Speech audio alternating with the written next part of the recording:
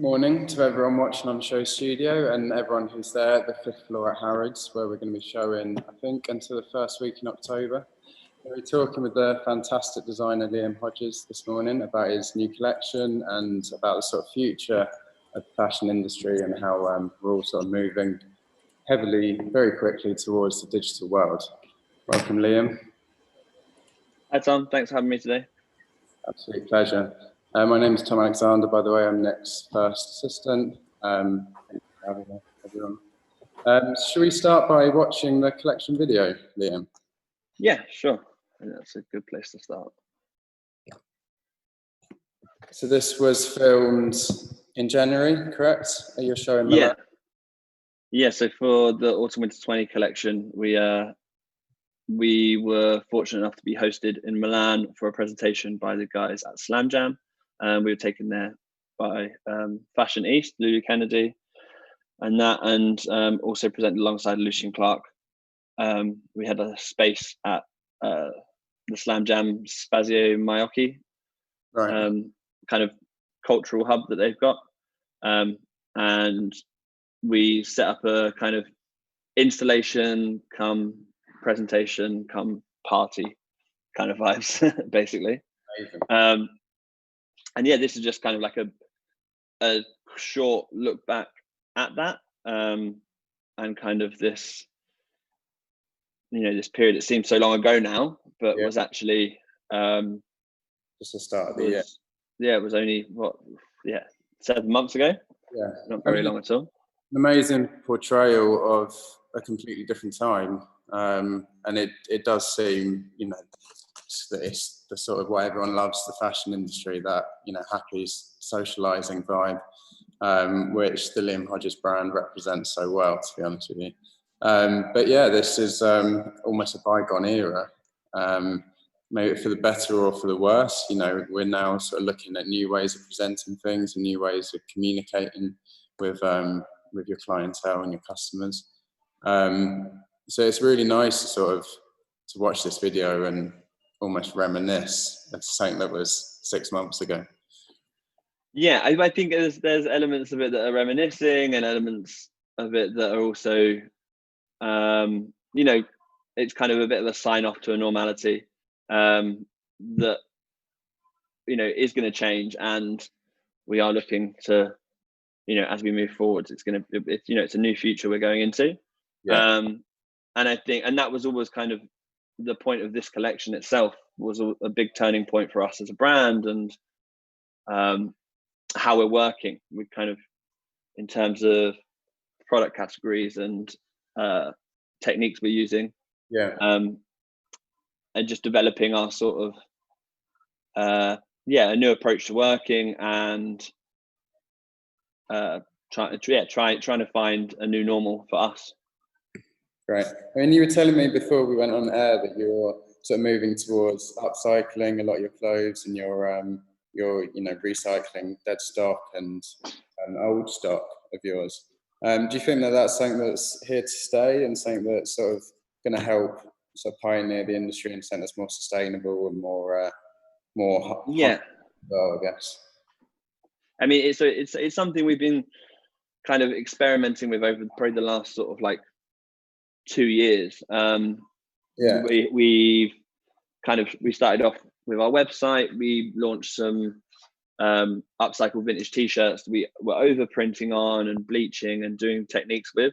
And similarly, when we did a pop-up store, it was kind of born out of this frustration of always having to make new stuff, but wanting to make sure that you can hit a certain price point to access a customer, and playing around with direct-to-consumer models. So we've tested a few different things along the way. The hoodie that's on at the moment was part of a collaboration we did with Stain Shade over lockdown, called Transmutations. So Stain Shade's a dye house in South London, who we work with quite a lot, and we took our old overstock, so items that we hadn't sold at full price, and rather than marking them down and down and down and getting into this chase to the bottom, and devaluing the brand, we worked with James at Stain Shade to kind of breathe new life into them. And it's kind of, yeah, upcycling, I think, isn't just about getting vintage things and making new with it. It's also about being conscious of your own waste and seeing what else you can do with that. Yeah, yeah, exactly. So how have you found that that works in a sort of commercial standpoint? I mean, it must be quite difficult to, you know, because obviously you can go and you can buy fabric, and that's sort of a tried and tested system of making clothes. But how do you actually find it going to sort of source old materials or old clothes and turning them into something new? It's a longer process. It is a longer process finding, you know, with the, for example, with the t-shirts and stuff, sometimes we'll want to put together a bit of a story. So if we're putting a print over the top, we actually want to put, we want to make sure that the t-shirts are all kind of like of one storyline. So we have to work with different vintage suppliers, and, you know, it's kind of like picking through records in a record shop, trying to find the right ones, match them up. You know, all the sizes are a little bit different, but at the end of the day, you get a really unique product. And yeah, I think it helps us access something new for a customer. There's value in these vintage things as well. And I think, you know, that sort of attention to detail in finding the garment and then reworking it, printing over the top or bleaching. And then in more extreme cases with the jeans and stuff, we actually cut them up and sew them back together. It's kind of, it moves between sort of just making new for the sake of it, because it kind of gives a bit more longevity and history to something that's already been created. You know, the earth's already grown this cotton material and it's been spun and turned into something. So to keep making new unnecessarily is kind of seems a bit redundant. Agreed. And from a sort of creative standpoint, do you go in with a sort of preconceived idea of how you want the collection to look, or do you go and see sort of what clothes are available and what you can get your hands on, and then sort of, you know, come up with, or you're inspired by the clothes rather than you're telling a story to the clothes? I mean, it's a bit of both really, because I think when I was studying at Westminster and the Royal College, I didn't, before I went to university, I didn't really know how to sew or pattern cut or anything. So a lot of my learning was done through cutting up clothes and sewing them back together before that. Right. And then, you know, go through to our fourth collection, I think it was in spring, summer 17, we were doing like patchwork tracksuits and stuff. Yeah. And there was something that seemed kind of inherently backwards about taking a new fabric, cutting it up into small pieces to sew it back together to look a certain way. Yeah. When actually what we're doing now is making clothes that look, they still have that feel, but the you know, someone's adventure or whatever has gone into making that. Yeah, I mean, there's a much more beautiful way of going about it. I mean, it seems hard to believe that you have a lot of, not so much anymore, we have designers who are buying new denim and then distressing it and making it look like it's been worn for 20 years. Yeah. It's the most insane thing in the world, really. And I think, you know, a lot of the time we talk about sort of, you know, high end or luxury, this and that. And, you know, we're in a position where, you know, people who can afford more expensive clothes, the ultimate luxury is, you know, putting your money towards keeping the planet survivable and that for a bit longer, and actually working with things that are made in the correct way is kind of the ultimate luxury. Yeah. And there's something nice as well. I mean, if you can invest in a garment which sort of you identify with on an ideological level, then that's going to stay with you for your whole life. You know, trends may come in and out, but if you really, really identify with the ideologies of something, that's something that's going to resonate with you forever.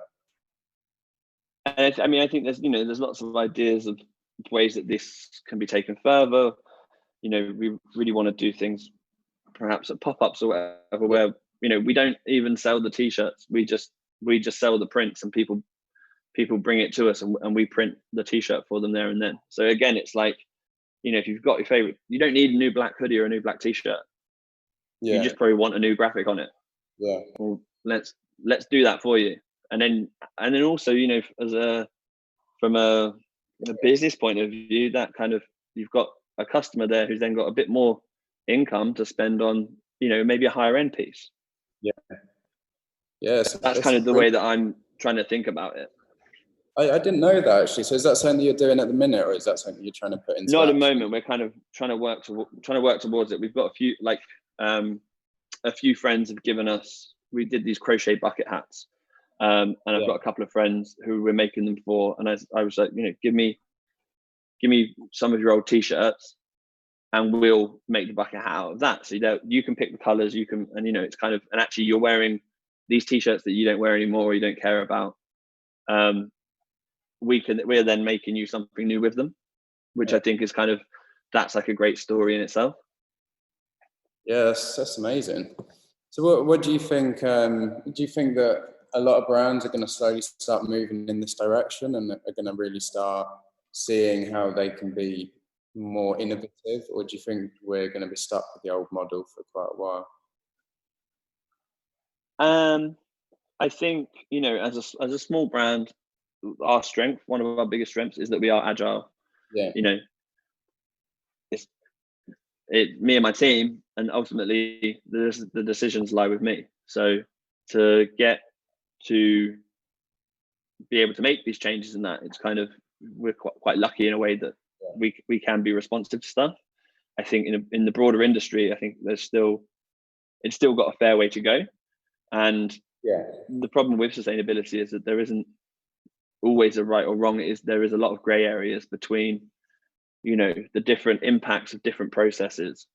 You know, ultimately moving products around and everything else, there is always a carbon footprint within a lot of what you do. And just trying to work through that to find the most sustainable is, you know, it is a necessity, but it's kind of also a lot of there's a lot of moving parts to work out. Because I guess you know, also the fashion show is something that has a massive carbon footprint as well, and you guys have obviously for the last 2 seasons shown videos rather than doing a traditional show. So yeah, even things like that. I mean, do we need to be going out to Milan or Paris or whatever to watch the shows and flying, you know, half the fashion industry around the world to buy clothes, to make commentary on it, to shoot the lookbooks, or is this something that could be done remotely, or something that, you know? Yeah, I mean, I guess it is. It's tricky.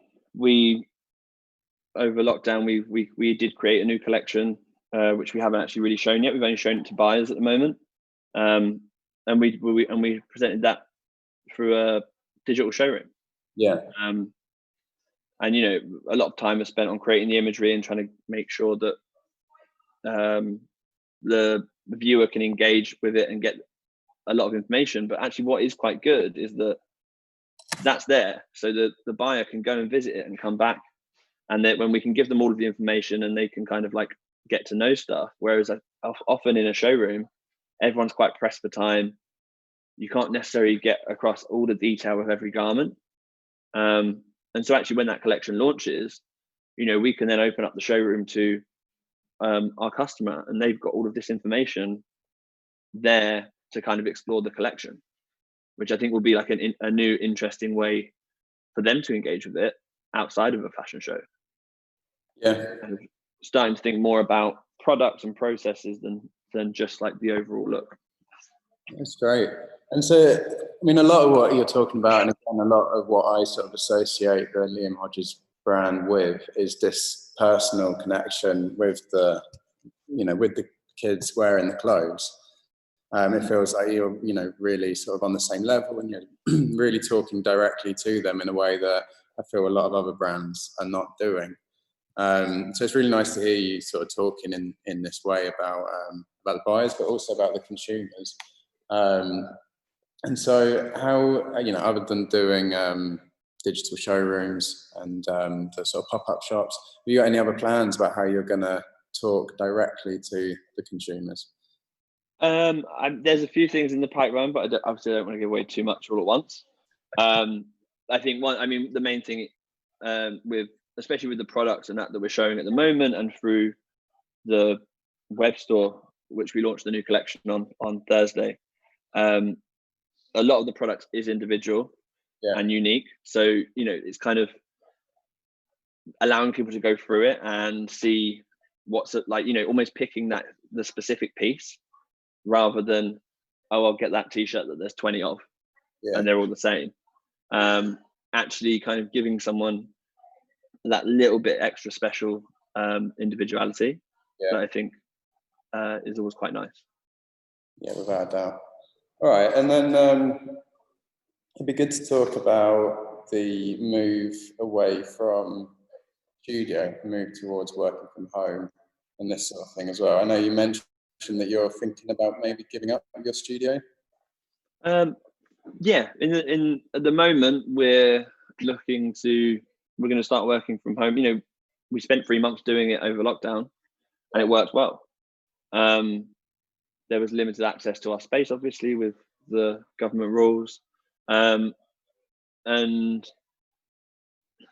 we found new ways of working. Like I said, we did make a collection, and it was a bit different, but we achieved it with 3 months over lockdown and really working on it. And then we just came in and put it all together in a couple of weeks before we shot it. So that's always an interesting thing. And it frees up, it's going to free up sort of like space and time for people as well. I think we've kind of really enjoyed and benefited from kind of aspects, not obviously there's huge problems that came with it, but aspects of lockdown was, I don't know, where like being able to choose where you live better. For example, Andy, who works for me, he's chosen to move back to Brighton, but he can still work for me because we now work in a way that it doesn't involve him having to pay extortionate rent just to be in London. Yeah. And same with Sam, though. He's been sat by a pool for the last 3 months. Yeah. And he's updated my website twice and built me we worked together to build the showroom website. Obviously the digital side of things, it's kind of almost innate that's part of it. But working through the physical, we've accomplished quite a lot and found some great ways to work, and it takes a bit more organization, but the benefits are kind of great.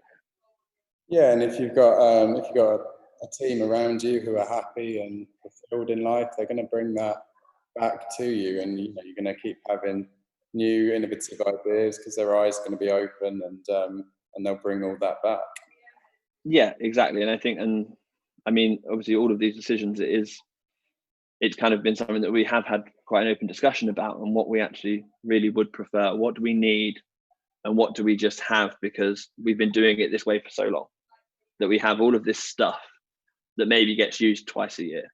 Yeah. Well, let's get rid of it, and let's sell that on, and then we have more space, more income, and we can develop, adapt, and kind of try and be agile enough to develop a new way.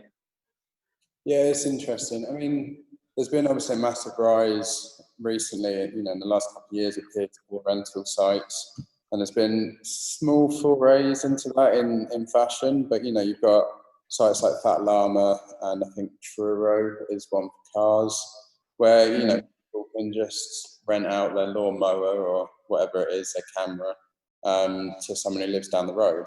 And I think it would be great if we could see that sort of thing adapted for maybe small businesses.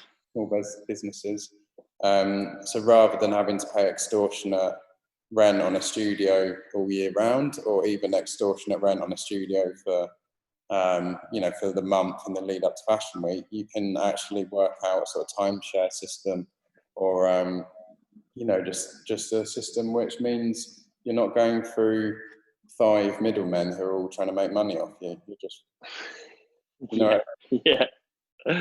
Yeah. I think we've seen it in a lot of different industries, how the information age has challenged, and they've adapted to different models, from car rental to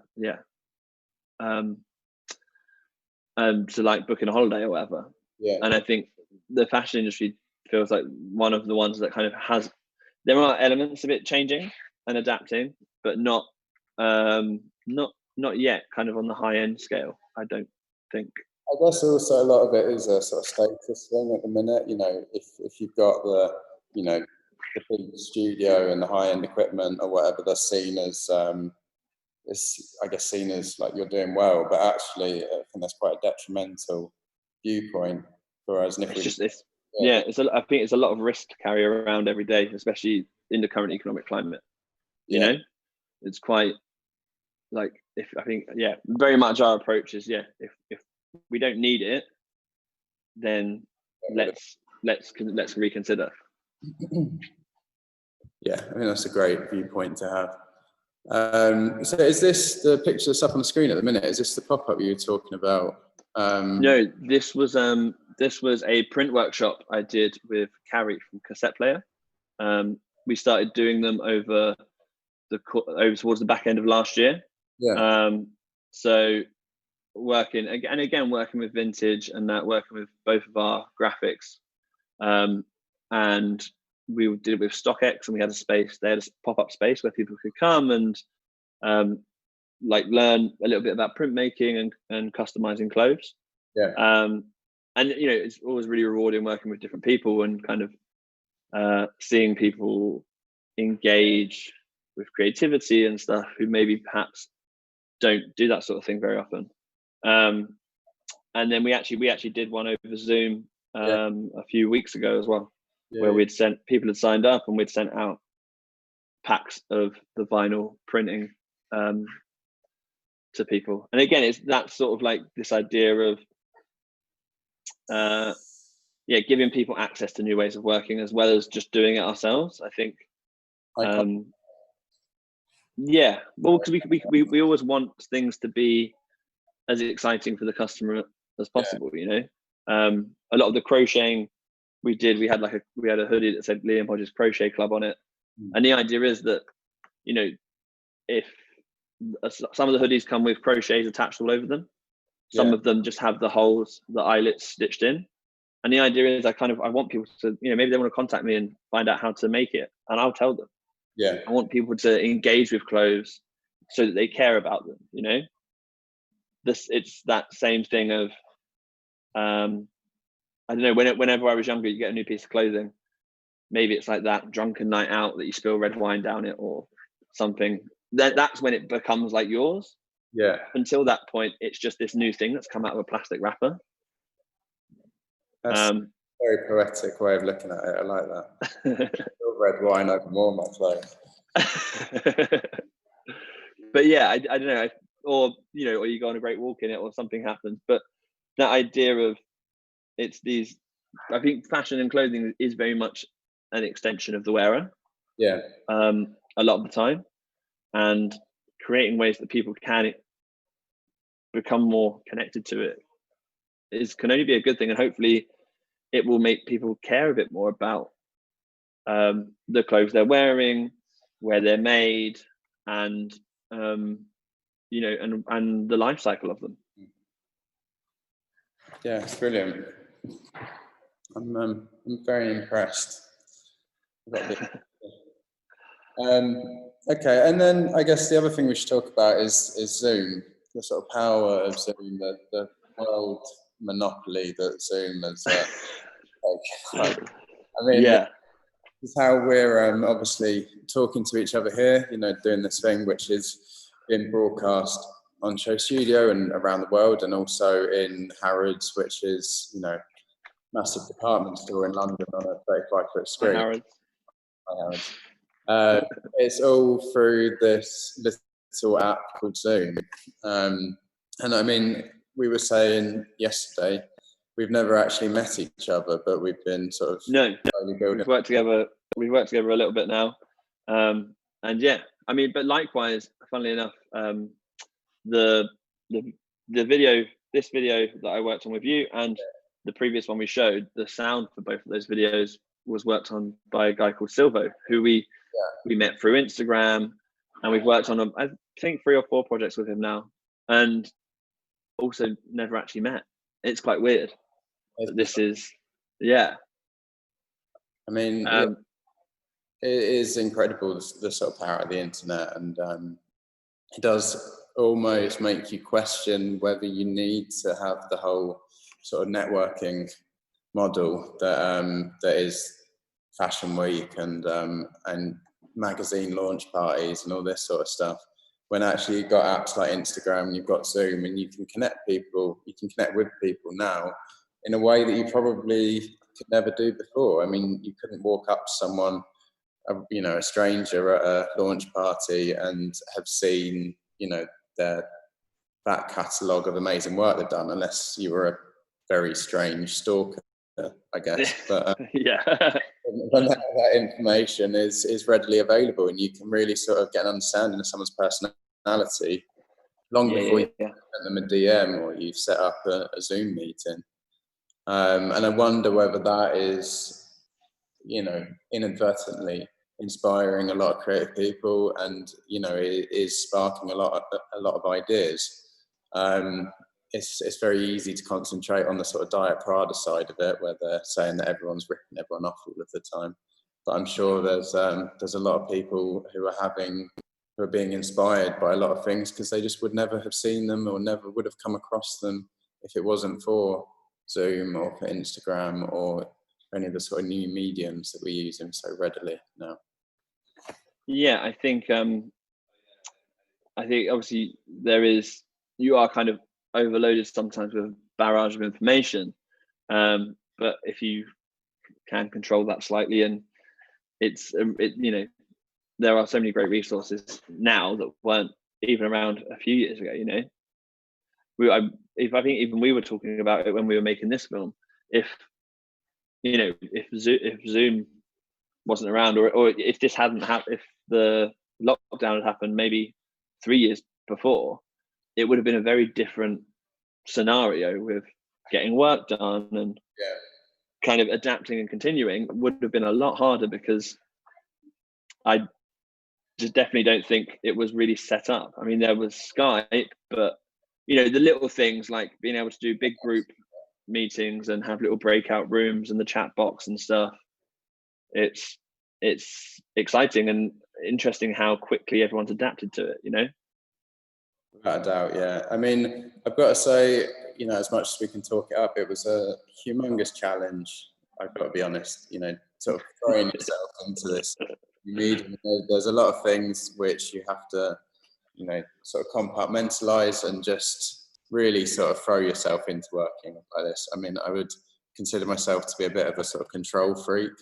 So it's a sort of relinquishing 90% of the control on a shoot was a bit of a challenge for me. Yeah. Really happy with the result. I mean, you can plan and plan, but at the end of the day, I think you have to just with these things, you just have to kind of go with whatever happens, right? Yeah, without a doubt. I mean, it was. I can't imagine us having achieved an aesthetic in the way that we did, or achieved a result the way that we did, if it wasn't for using the Zoom technology. And I think it did end up, for me, definitely sort of, coming out in a way that I find really beautiful. And I was looking back at the film a couple of days ago, and I was sort of quietly impressed to myself, without sounding too big-headed. It's amazing to think that it was all shot via iPads and laptops, and we've never met each other. We've never met the model. We never met any of his wonderful flatmates that helped him with cameras and with the styling and all that stuff. I think also, it's interesting that, so at the moment, as a brand, we're kind of exploring moving away somewhat from the concept of seasons, and kind of developing new ways. I think what was interesting about that video is, that collection was very much made when presented that in June. So yeah, it was made at the start of 2019. It was designed at the start of 2019, which was a very different world, you know. As a brand, we've always been interested in sort of ideas of kind of futurism and technology and these sort of like dystopian kind of ideas. Yeah. But actually then through not just through Zoom, but also the collection itself, lending itself to feeling of the time still, with some of the messages that we had that come up. And also then, you know, some of these messages then went into some of the new designs, which we worked on over lockdown. So actually creating this film fed into the next one. Yeah. And likewise, the Autumn Winter 20 collection, which was made and shown just before the pandemic kicked off, that was also kind of feels quite relevant to today in terms of this adapting to new ways of working and exploring change. It's something that I think is kind of, we have been working towards this idea of seasonless for a while, rather than just sort of like, oh, everything's going wrong, let's just change. Yeah. Expecting it to go wrong for quite a while. Yeah, I've been ready for this. These messages that you can see sort of flashing up on the screen, I'm not sure, did they make it into the press release? I don't know, but they were pulled from Reddit mainly, and they were pulled from people sort of, you know, in forums talking about their anguish with the new norm. Yeah, and their experience. Yeah. I mean, Norman is Dangerous, I think, was definitely the one that kind of really stuck out to us the most, and has actually gone on to become part of some new designs in that as well, which I think is kind of equal parts interesting and exciting. Yeah, I saw on the inside of your face masks you have "Love Will Prevail." What does it say? Once again, if we endeavour is spelt wrong. Everyone who keeps emailing me about it, I know I've got dyslexia. Once again, if we endeavour, love will bring us back together. It is a Spice Girls lyric from Two Become One. I didn't know that. Fantastic. Yeah, but I think those sort of messages, everything we do, we always like to try and consider ourselves as presenting positivity. Yeah. And as maybe scared or whatever we might be at times, we always want the message to be positive and forward looking, that things can develop, change, evolve. Just like the positive messages on the screen right now.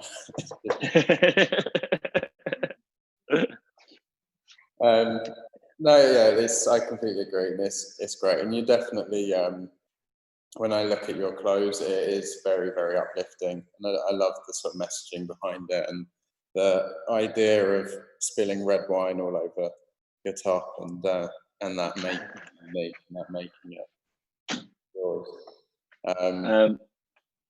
Actually, with the new collection, we've also kind of, in the labeling of it, the collection itself was called Brave Old World, New Ideas. And we've taken that idea of Brave Old World and this green label that's on the screen now. Yeah. So that's sort of something that's going to go into all of our products that are upcycled. So it's kind of that this is going to be like an ongoing thing. And this is how we're exploring it. Because, you know, we will still be making some garments new, hopefully less. And we are obviously exploring other ways of other routes to sustainability that are perhaps not just vintage clothing. But for me, at the time when we started down this, as we were going down this route, it seemed like that sort of almost DIY aesthetics felt most true to me and authentic. Yeah. But also it's that thing with kind of the scale of the industry, all of these great new fabrics you hear about just aren't necessarily available to smaller brands and smaller businesses, because they're for small meterages, they're wildly expensive. because the mill has to make back their return on investment in development. Yeah. So it's kind of just trying to find the right way to balance what we've got and what we do with some perhaps like new and exciting ways of reusing and recycling. Great. And so what do you think the future is for the brand? Do you think you'll be showing on schedule next season, or are you going to completely move away from that? I think Too early. Fashion weeks, but I think fashion weeks and fashion, especially what the BFC have done over the last 2 seasons with men's and now with the main fashion week, kind of taking it digital and giving this platform. There's kind of a lot more that can be done with it and a bit more exciting. For the fashion week in June, we just did a fundraiser and we worked with some friends who DJ'd, and we just basically put on a club night through Zoom for people. And I think fashion's very much a big part of society and kind of what almost as like an activity in some ways. I wonder if Fashion Week will even become less about the industry and the buyer and more about the customer, and is it just a place to explore, tell brand stories, do exciting things that aren't necessarily just here's 6 to 25 looks or whatever? Is there new, more engaging and exciting ways to connect with people? Yeah, it's really interesting actually. I mean, I wonder whether is this the beginning of the end for the BFC? To be honest with you, I mean, without the sort of traditional fashion week, do you think? No, I think that they do so much work supporting designers, and that I think that there will still be a need for that and for fashion weeks as well, because we've seen a little bit of change, but I think we're still a long way off of the whole industry wide change in terms of that. But I also think the sort of creative industry in the UK is such like a strong, huge part of it that we still need those support structures for small businesses like mine to be able to survive and hopefully thrive. Yeah. Okay. And so that's really interesting. I look forward to seeing whatever you're going to put on next season, whether that be a club night or a collection or whatever it may be. And do you see that you're the next collection, will you make that again in a sort of working from home capacity, and then you come together and put it together a couple of weeks before the show, or club night? So yeah, that's the plan. But then at the same time, we're also we're not really thinking about January at the moment. We're thinking about end of October, November, and maybe perhaps another web store exclusive capsule that we can play around with, maybe some new ideas, some new product concepts that we can just take directly to people. Yeah. And then and we can use our platform as a designer to kind of test stuff out with the customer. So then and if it goes well, we can take it then to wholesale and go to the buyer and be like, look, this sold out on our web store, now it's ready for the wholesale market. Rather than, there's always this chase for newness within fashion, but also as for myself and for stores who want a bit of safety, especially in today's kind of environment. Yeah, they also want like a proven product that does sell. With a lot of brands, it will be their sort of like namesake bag or whatever, or that that thing that just gets their kind of money ticking. And I think it's kind of interesting to kind of offer that to a customer first, and then take it to a buyer and be like, look, this is the thing that we've got that's working really well. Let's do something with you for that. Brilliant. Well, exciting things to come. Hopefully, yeah. I mean, it's just at the moment it's all ideas and that, but I think it is an exciting time to be a small business, because there is a lot of opportunity in kind of the chaos. Yeah, I mean, we didn't really talk about this, but the sort of theme that's running through your latest collection is iconoclasm, and that sort of destruction of not the old guard, but old imagery and old ways of doing things. And it's like one of the most exciting times from my point of view to be a sort of young designer or a young person coming up in the industry, because you've got sort of an open book to write things however you want, and to completely forget about the sort of the old tradition and just do whatever the hell it is that you like. I think, to be honest, I think there's always been that possibility to just do things in new ways, but when the industry itself's ticking over quite fine, it's hard to find the confidence to just strike out and do things totally differently. And I think that is something that's kind of from the chaos. It's just people are like, well, that doesn't work. It's like you keep banging your head against the wall and expecting a different reaction. It's not going to happen. So let's adapt and try something else. And I mean, I hear a lot at the minute about university students they're deferring their years, and they're trying to take time out of university right now.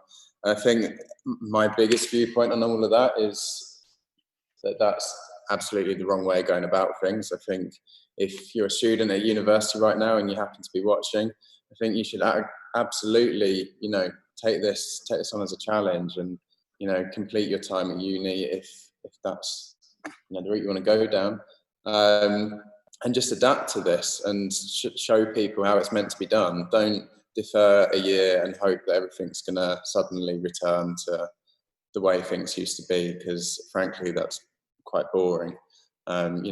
Let's tackle this head on. Well, and I think also there is we say normal is dangerous and that, but there is part of myself even that at times is like, you catch yourself thinking, I can't wait till it goes back to how it was, and then you realize like that's not gonna happen. And so to keep pushing for the changes we want to see on all fronts, I think is really important. What changes do you want to see? I'm putting you on the spot now. Yeah, big one. I mean, it's kind of there's, for me at the moment, as a brand, our kind of focus is to connect deeper with a customer, to rebalance the sort of like power between wholesale and direct to consumer, and to build the brand in the right way, rather than, as I think I had been doing, sort of chasing the well-trodden path that was set out kind of ahead of you. And actually trying to find our own path. Brilliant. Well, I feel like that's a pretty good time to end. Want to go over? No, I mean, I think that's ticked off my list of talking points. Absolutely fantastic talking to you this morning. Thanks for taking the time. Thanks, Tom. It was good to speak, and good luck with the rest of the install at Harrods. Thank you. And thanks to everyone who's been watching at Harrods and everyone who's been watching at Show Studio. Enjoy the rest of your day. Goodbye.